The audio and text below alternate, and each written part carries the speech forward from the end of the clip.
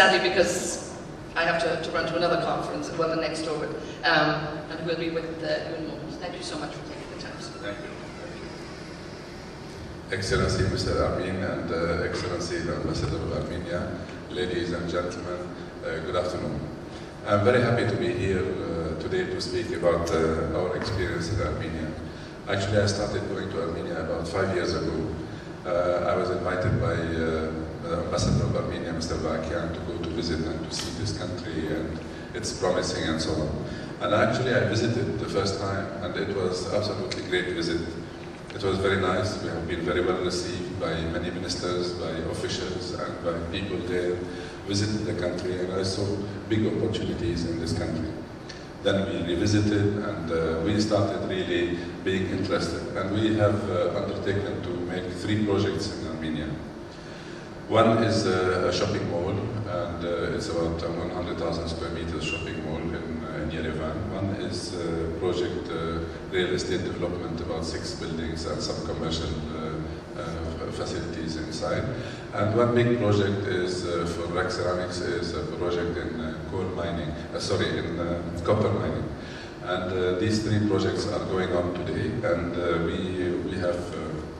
What I want to say, I was really impressed, because normally when you go to a country the first time and you don't know this, you think that you are expecting problems, corruption, mafia, and this and that. And actually, it was really fantastic. Whatever the government have told me, it was absolutely correct. Whatever we have been promised, it was delivered. So from our side, it was a great experience, in fact.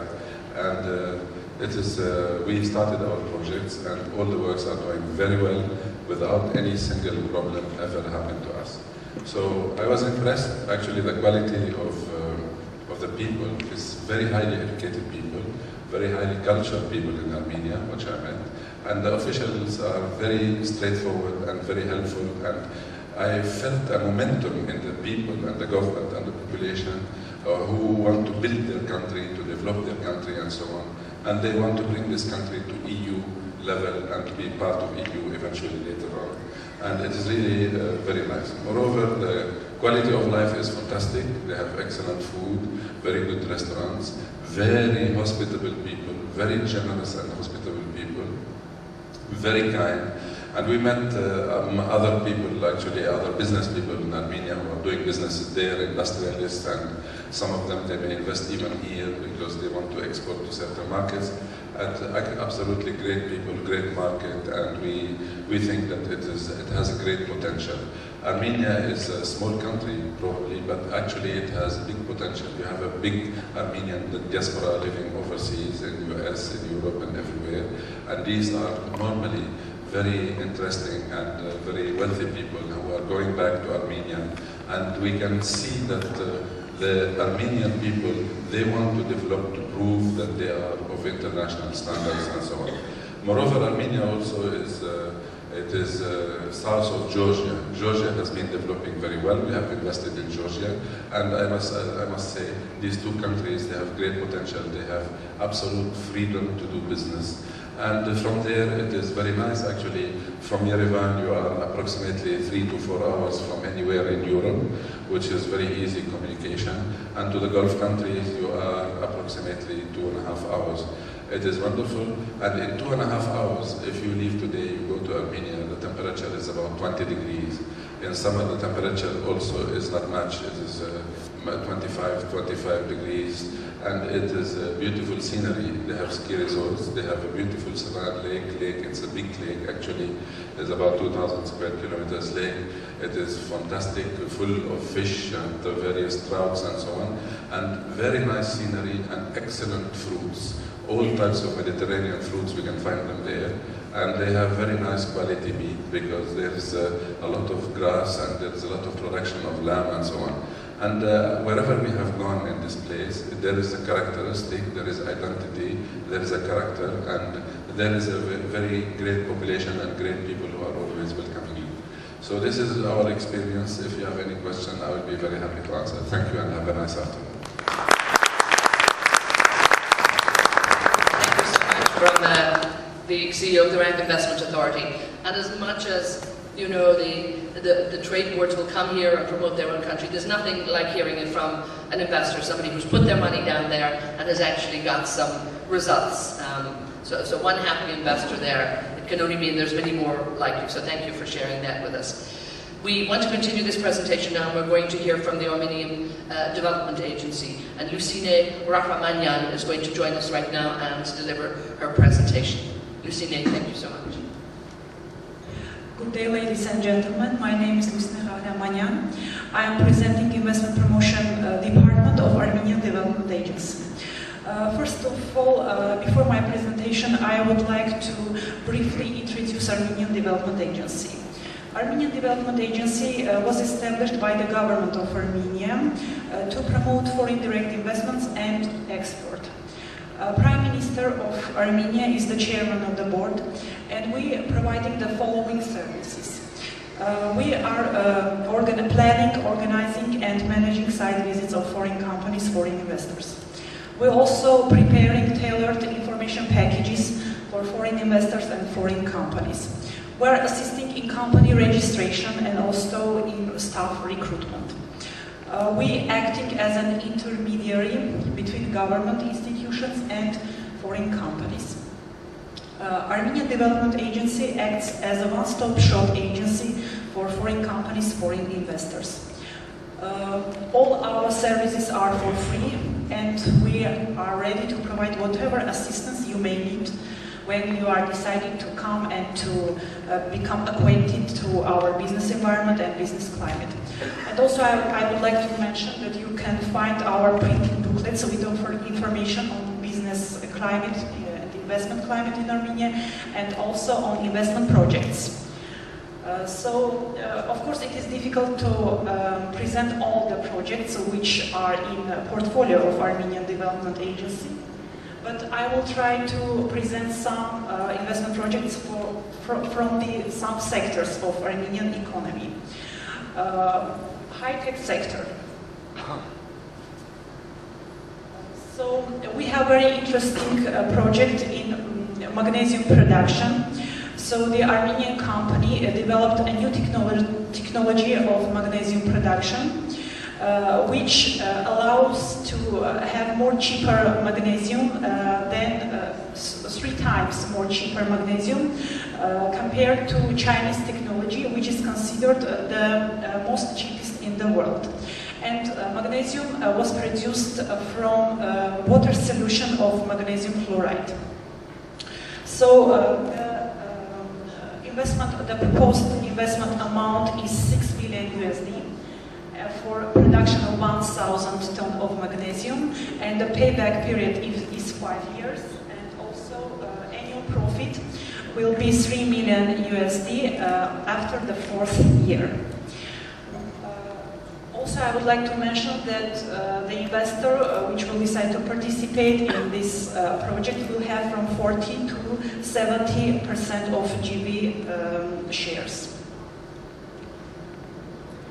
The other project is the project on establishment of the plant for production of basalt fiber and construction materials, basalt fiber. And this will be done on the base of Onyx company, which has facilities in Hrazdan city and Yerevan cities of Armenia. And net present value will be for the project when we take into account the 10 million investment amount or loan for 8 years, will be $24.8 million and with discount rate of 10%. And internal rate of return will be 53%. Also, payback period 2 years and 4 months. Average total cost for 1 kilogram of magnesium will be 2.3 USD, and the price will be 6 USD per kilogram. And the proposed investment amount is accounted for 10 million USD. We have very interesting and ambitious projects in tourism sector, and our sector is growing actively. Especially, we are interested to have investments in spa tourism and cultural tourism. So let me introduce the project of Razdan River Gorge Hotel Complex, which is planned to be constructed in Yerevan, capital city of Armenia, and the proposed investment amount will be 70 million USD. The design was done by the Atkins company, which is one of the leading engineering and consultancy companies in the world, and the evaluation of the project was done by the Horvath, and this project was recognized as an excellent project.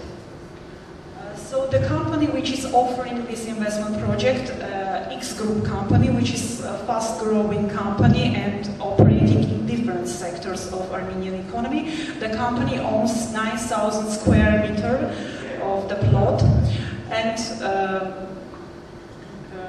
the construction will start in January 2011 and will be finished in January 2014. So the next very ambitious project is Masissis and New Armenia Hotel Complex, which consists of 1 gaming resort and 3 non-gaming resorts, and the total quantity of hotel rooms 1,000. So this project is very ambitious, and the proposed investment amount is 100 million USD. It is a very beautiful complex which emphasizes the beauty of natural surroundings of Armenia, the rich history and culture of Armenian nation.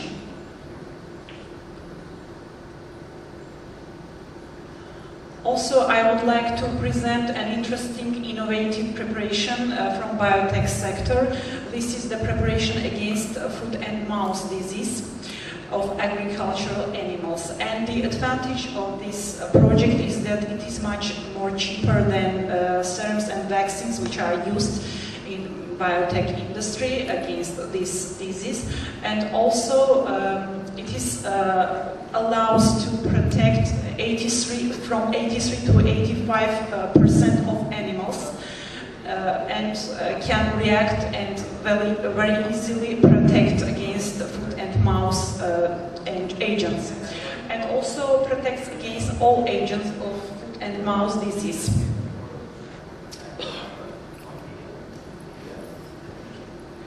So at the end of my presentation, I would like to state that Armenia is open for investments, and Armenian Development Agency is ready to provide whatever assistance you may need. Our services are for free.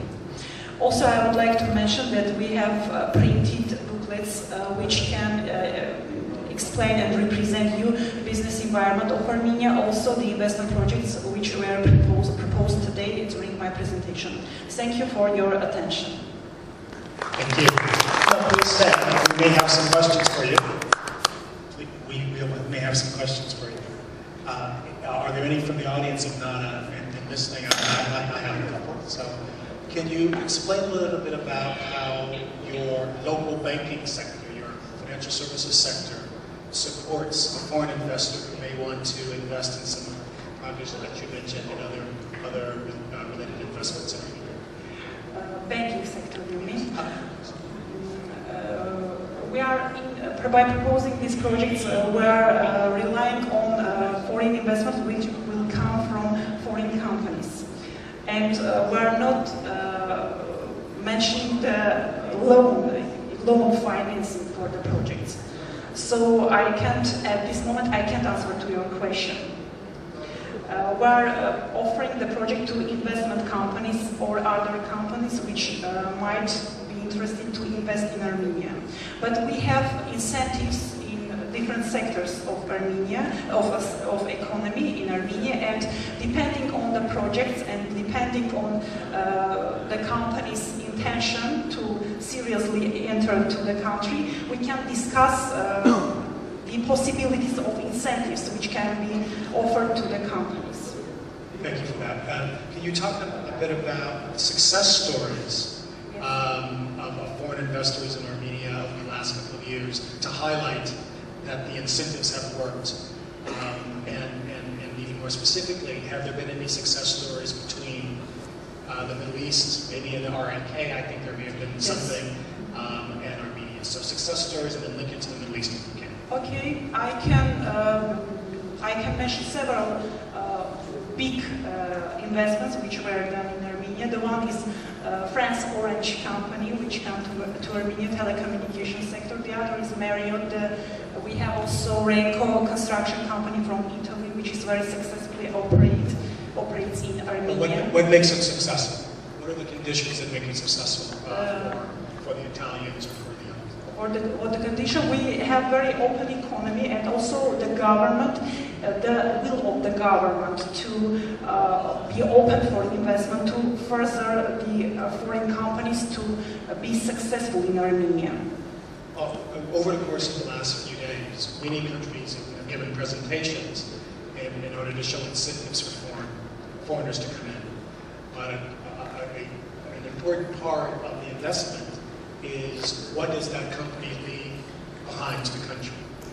So let's talk about some key metrics of determining whether or not a foreign investor is a good citizen of the country. Corporate social responsibility, helping to support education, helping to support healthcare, these sorts of things. So it's not just getting a financial return. Yes, I understand. It's also about the hiring of Armenians. So speak to a little bit about the good citizenship role that you want foreigners to play as they invest. For example, we have many companies in Armenia. For example, I can mention the Vivacell company, which is the largest mobile operator in Armenia. And this company contributes a lot to social development of society, of Armenian society. And we have a lot of such type of examples in Armenia. Fabulous. Well, if there aren't any other questions, thank you. Thank you. Thank you for giving a very good presentation on your country.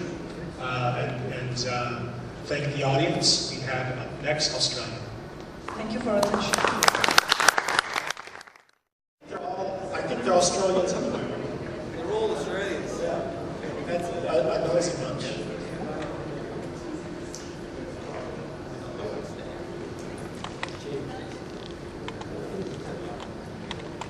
We have now Nubu Bahar, who is the Senior Investment Director for the Middle East and North Africa region of East Australian Trade Commission, to present on Austrade, which is a part, obviously, of Australia. He's going to lead with a video and a presentation, and we'll do a bit of a Q&A thereafter. Welcome there.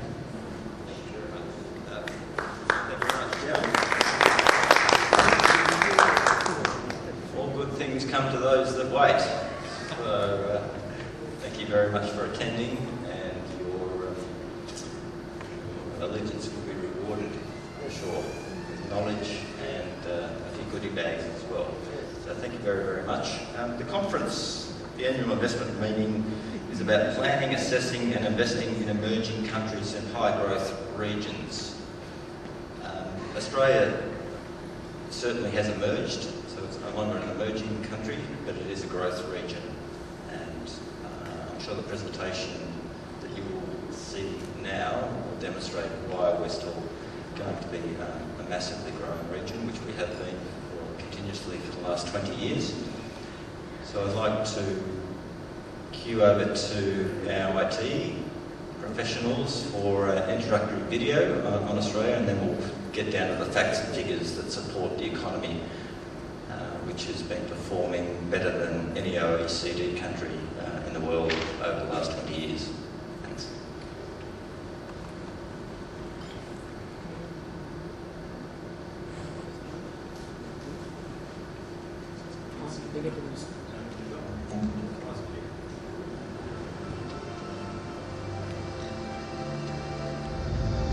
Australia, smart for investment, a resilient economy, innovative, and globally connected, a wealth of investment opportunities. Why do you want to Australia? The talent, the maturity of the economy, economic growth, world-class universities, time zone, the list goes on and on.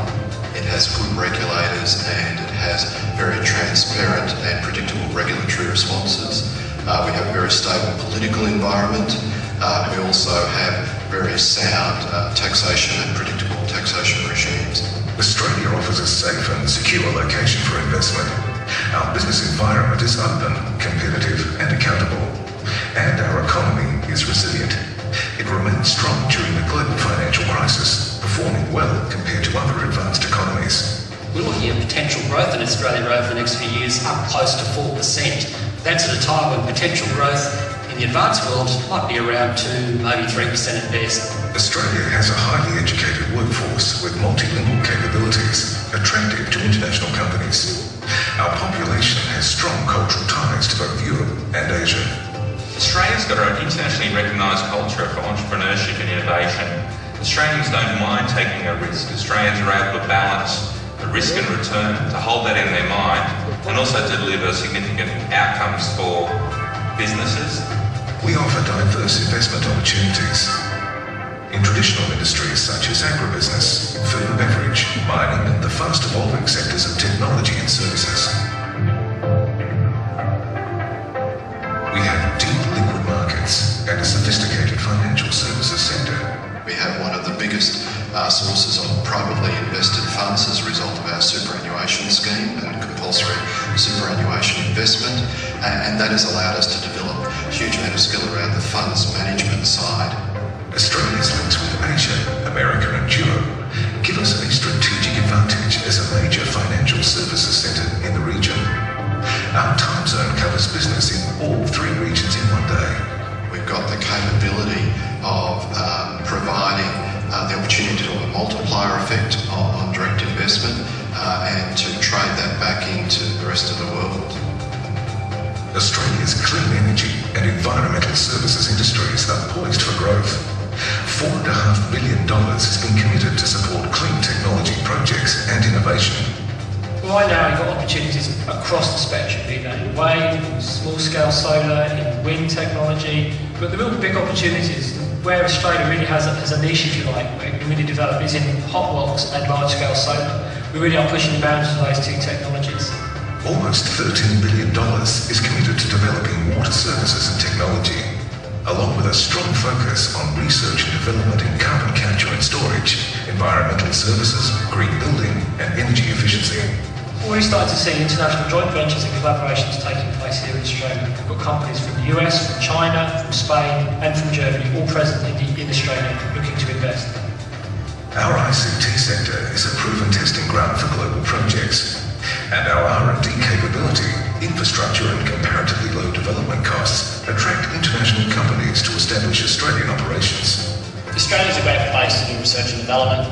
For starters, the talent base is fantastic. Also have fantastic universities producing world-class graduates. And the infrastructure is also extremely good as well. And on top of that, we've got a very supportive government, fantastic programs such as, for example, the R&D tax concession scheme make it much more favourable. Australia is committed to investing up to $43 billion in a national fibre optic broadband network. It will generate growth in online services and provide a high-speed platform for communication and business offerings of the future. I think the sort of size and scale of it here in Australia is unique, and I think we will see interesting applications emerge in all sorts of domains, and we're starting to explore some of those as part of our research collaborations. Australia is a recognised leader in the global minerals industry, so increasingly countries are looking to invest here to secure their future energy needs in our stable environment. There are a lot of opportunities for mining services companies, for technology services. It's an area, again, where there's been a lot of innovation in relation to the actual process of mining, but then the process of development of the resources, transportation, export of the resources. So we see over time that we will get more and more investment into the associated services sector, not just directly into the resources sector itself. Australia is recognised internationally as a hub for biotechnology. The government is investing $22 billion in national infrastructure priorities. Many of these projects will be developed as public-private partnerships, a field where Australia leads the world. So there is a lot of opportunity not only for the traditional construction companies and engineering and other support services, but for financial investors and superannuation funds and private investors to provide the funding to own and operate these assets in a way that is very predictable and meets their investment requirements. Australia's world-leading industries offer great scope for investment. Fresh opportunities continue to emerge as new markets open and develop in the region. It's a great place to invest and an opportunity to play a part in a vibrant Asian development zone. Australia, smart for investment. Austrade, your connection to Australian business opportunities.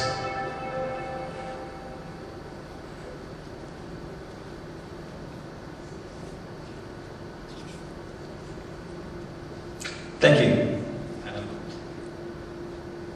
I hope you enjoyed that video. It gives you a bit of an insight into the broad spectrum of industries that are supporting the Australian economy. Now for the facts and the evidence that support the economic achievements of Australia and where we are now and where we're going in the future. I think the closing remarks there, the linkage with Asian markets, probably the most pertinent, and you'll see shortly that that's supported by evidence. So let's see if the technology works. Strength through the global crisis. Australia was the only OECD country to go through the global financial crisis without a recession. Every other OECD country had 2 consecutive quarters of negative growth. Australia never had 2 consecutive quarters of negative growth. Some of the reasons. Let's have a look at the map first, where we all are. And I'm joined on stage by representatives from the Victorian government here, and if this works, there, which is my hometown there, Melbourne. And West Australia over here, Filippo is here. Big country, big continent. But the most important map is this one. Our linkage within a few hours and in the same time zone, most of Asia, in particular China, is assisting Australia's economy and Australia's industries to integrate into Asia. And you'll see in a minute when I put up the top 10 export nations for Australia, that's supported by the facts.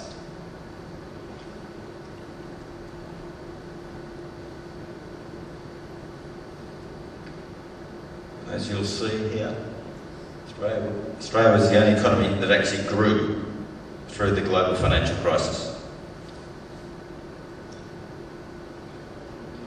Our unemployment rate is around about 5%, between 5 and 6%, which is an extremely healthy rate. Demonstrates the growing demand for labour in Australia. Okay, our top 10 trading partners. You'll see number 1, China. Number 2, Japan. Number 3, United States, Korea, UK, Singapore, India, Thailand, New Zealand and Germany. China, only in the last 48 months, has become number 1. Japan was always very strong and will continue to be very, very strong. And it's a diversity of industries that we're exporting to China. Obviously commodities are a major part of that export equation, but we're also exporting technology services to the region.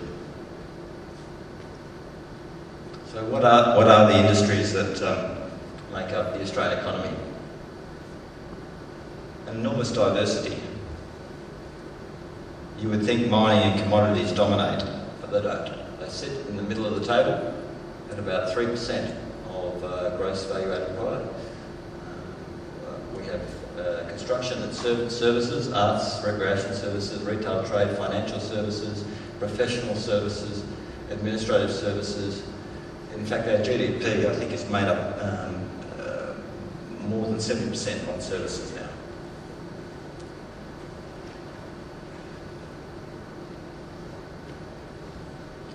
let's have a look at some of the investments that have taken place from the MENA region into Australia that demonstrate some early trends of opportunity going forward.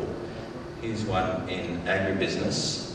The Qatar government, through its wholly owned subsidiary Hassad Foods, has started to invest in Australian agriculture for food security reasons. They've invested in grain, cropping and livestock production, but have a view to have an ownership stake in the entire supply chain back to Qatar. That trend is continuing in the UAE and Saudi,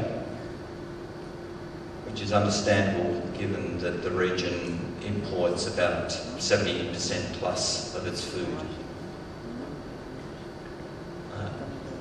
Some of you may know the company IFCO, the food company. It has a 20% stake in an Australian agricultural company, which is a listed company, a cattle producing company. And Saudi has also started to invest in Australia as well. So these are very, very early stage investments, all of them. They've only happened in the last couple of years, but they're the start of a trend. So agriculture is certainly a sector that we are encouraging and see great opportunity for export potential and great returns on investment given the forecasts associated with food shortages and food prices. A couple of the other industries that there have been investments from the MENA region include in infrastructure. The Abu Dhabi Investment Authority has invested in a PPP in a toll road in Sydney and is looking at other PPP opportunities across rail, toll roads, medical